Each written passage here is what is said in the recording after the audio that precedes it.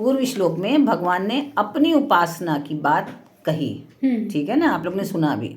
अब भगवान अन्य देवताओं की जो हम उपासना करते हैं उनके विषय में बता रहे हैं। 9वें अध्याय के 23वें श्लोक में, ये प्यन्य देवता भक्ता यजन्ते श्रद्धयान्विताः तेऽपि मामेव कौन्तेय यजन्त्य विधिपूर्वकम्। ये प्यन्य देवता भक्ता यजन्ते श्रद्धयान्विताः, सब कुछ मैं ही हूँ, यह समझ में नहीं आया है। और जिनकी श्रद्धा अन्य देवताओं पर है वे इन देवताओं की ही श्रद्धा पूर्वक पूजन करते हैं, जबकि लोगों को ये समझ नहीं आया। भगवान ने कहा कि सब कुछ मैं ही हूँ, ये बात समझ में नहीं आई किसी को। और अन्य देवताओं की जो है बड़ी श्रद्धा पूर्वक उपासना कर रहे हैं, पूजा कर रहे हैं। तो वे क्या होता है कि वो सोच रहे हैं कि जो जितने देवता हैं वो मेरे से भिन्न है, जबकि सब संसार को पैदा किसने किया? मैं नहीं। चाहे वो देवता हो, चाहे वो राक्षस हो, चाहे कोई भी जीव हो, सबको पैदा करने वाला मैं ही हूँ।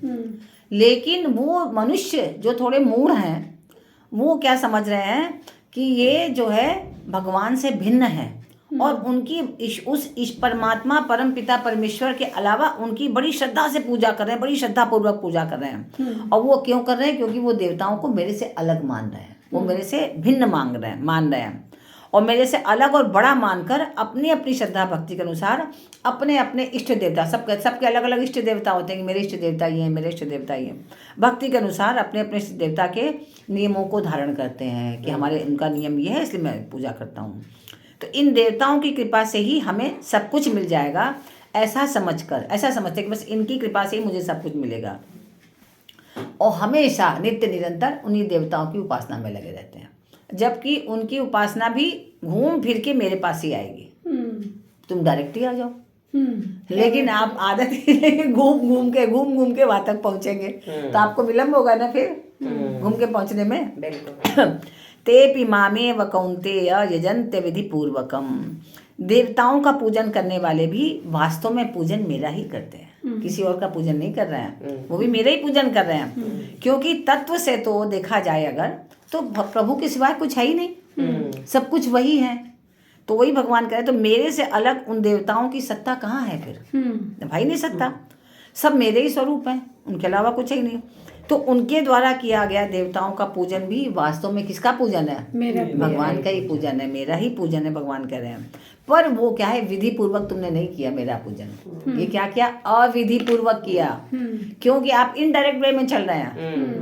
अगर आप डायरेक्ट सीधे चलेंगे, भगवान का पूजन करेंगे तो आप वो सही पूजन होगा, विधि पूर्वक होगा। ये हो गया अविधि पूर्वक पूजन।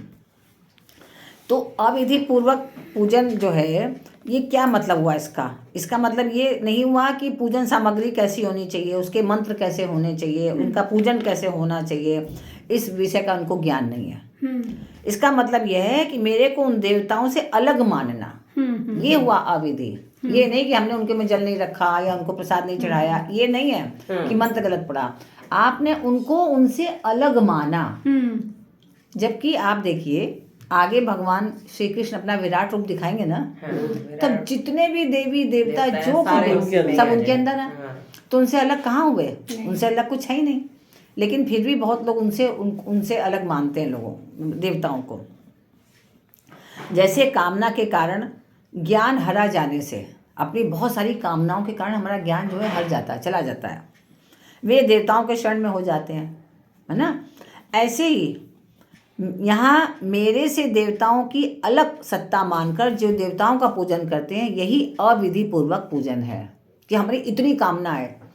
अब क्या हुआ, आपने बहुत लोगों को देखते हैं कि बड़े भक्त हैं, कृष्ण के बड़े भक्त हैं, और उन्होंने कोई बहुत बड़ी अपनी आकांक्षा रखी, कामना रखी कि भगवान मेरा ये काम हो जाए, बड़ी उपासना श्रद्धा से कर रहे हैं, रोज नियम से जाते हैं भक्ति पूर्वक, और वो काम उनका नहीं सिद्ध हुआ। तो इतने क्रोध में कहते हैं हम तो भगवान की पूजा नहीं करेंगे, भगवान हटा दिया हमने, कुछ नहीं मानते भगवान को, भगवान कुछ नहीं होते, सीधे ये कहते हैं। और कोई ऐसे कोई क्षुद्र देवता या कोई से छोटे मोटे कोई भगवान, इनके कहने से कुछ काम उनका बन गया, कहेंगे अब तो हम इन्हीं को पूछेंगे, भाई मेरा काम बना देते हैं, वो तो बनाते नहीं है। तो ये क्या हुई? आपकी अश्रद्धा हुई। आपकी कामना की पूर्ति जरा से नहीं हुई। जैसे माँ से बच्चे ने कहा कि हमें ये चीज़ दो, माँ ने नहीं दिया, किसी पड़ोसी से वो चीज़ मिल गई, तो क्या वो पड़ोसी और माँ कभी बराबर हो सकती है? वो बच्चे का अज्ञान ही है ना। बच्चा ये सोच रहा है कि अगर माँ ने चॉकलेट नहीं दिया, इसलिए नहीं दिया कि तेरा दांत खराब हो जाएगा। अब तेरे समझ में नहीं आ रहा है, पड़ोसी ने बहुत बड़ा चॉकलेट का डब्बा दे दिया। लगा अरे देखो ये ज्यादा माँ तो हमारी मानती ही नहीं, कभी प्यार ही नहीं करती, कभी कर ही नहीं सकती। अब इसको हम माँ माने, इससे हम पड़ोसी को अपनी मम्मी कहेंगे। कह लो मम्मी कितने दिन तुम्हें देगी, जब दांत सड़ेगा ना तो देखने भी नहीं आएगी, है ना। तो ये हम समझ नहीं पा रहे हैं कि हमें चॉकलेट का डब्बा क्यों नहीं मिला।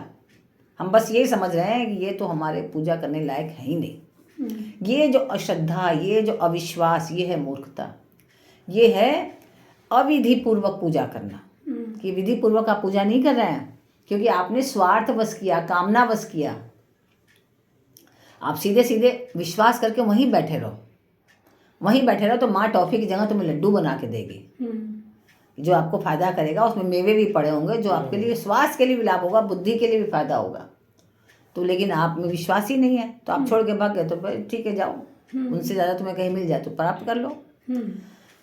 तो वास्तव में सब कुछ भगवान ही है। अतः जिस किसी की भी उपासना की जाए, सेवा की जाए, हित की जाए, वह प्रकारांतर से भगवान की ही उपासना होती है ना। आप किसी का भी हित कर रहे हैं, आप ये समझिए कि भगवान का ही है। जैसे क्या होता है कि आकाश से पानी बरस रहा है, तो वो पानी जो निकलता है कभी कहीं नदी में जा रहा है, कहीं नाले में जा रहा है, कहीं झरने में जा रहा है, तो लेकिन अंत में कहाँ जाता है? समुद्र में ही जाता है ना। समुद्र को ही प्राप्त होता है। तो ऐसे ही मनुष्य जिस किसी का भी पूजन करता है वह तत्व से भगवान का ही पूजन कर रहा है और किसी का पूजन कर ही नहीं रहा है। लास्ट में उनको ही सब जाके मिल रहा है, उनसे अलग कुछ है ही नहीं। तो क्या होता है कि जैसे आकाशात पतितिम तोयम यच्छा गच्छति सागरम सर्वदेव नमस्कारः केशवम प्रतिगच्छति। वैसे ही सभी देवताओं को जो नमस्कार करते हैं वो केशव के ही शरण में जाता है और कहीं नहीं जाता है वो। परंतु पूजक को तो लाभ अपनी अपनी भावना के अनुसार ही प्राप्त होता है ना। ऐसा नहीं है कि पूजक को कहीं और से लाभ मिल जाए, ऐसा कुछ नहीं है। अब जो जीव है क्या करता है कि अपने में किसी प्रकार की भी किंचित मात्र भी कामना न हो, उपास्य में भगवत बुद्धि हो, तो अपनी अपनी रुचि के अनुसार किसी भी प्राणी को, मनुष्य को और किसी भी देवता को अपना उपास्य मानकर उनकी पूजा की जाए तो वह सब भगवान का ही पूजन होता है ना। और उसका फल भगवान की ही प्राप्ति होगा। बस वो श्रद्धा होनी चाहिए, वो भाव होना चाहिए। जैसे कल हम भाव की बात कर रहे थे ना कि भगवान का भाव भगत का भूखा साईं। भगवान जो है केवल भक्त के भाव के भूखे, हमारे खाने पीने सब उन्हीं का दिया हुआ, खाना पीना भी है। कोई हमारा पैदा किया हुआ है क्या? हमारा पैदा किया हुआ तो है नहीं। तो अपने में किंचित मात्रा भी कामना अगर हो और उपास्य में साक्षात भगवान हो तो वह अर्थार्थी, आर्थ आदि भक्तों की श्रेणी में आ जाएगा। अगर भाव हमारा अच्छा है तो जैसे 4 प्रकार के भक्त बताए थे ना भगवान ने, पिछले 7वें अध्याय में हम लोग ने पढ़ा था 4 प्रकार के भक्त होते हैं, है ना। याद है ना आप लोग को? अच्छा, 4 प्रकार के भक्त बताए हाँ, 4 प्रकार के भक्त। हाँ, एक भक्त है अर्थार्थी, जो अर्थ की इच्छा के लिए भक्ति करता है। उसको अर्थ की आवश्यकता है लेकिन वो किसी और की तरफ नहीं देख रहा है, वो केवल उस ईश्वर की तरफ देख रहा है कि अगर हमें धन देगा कोई, धन कौन सा धन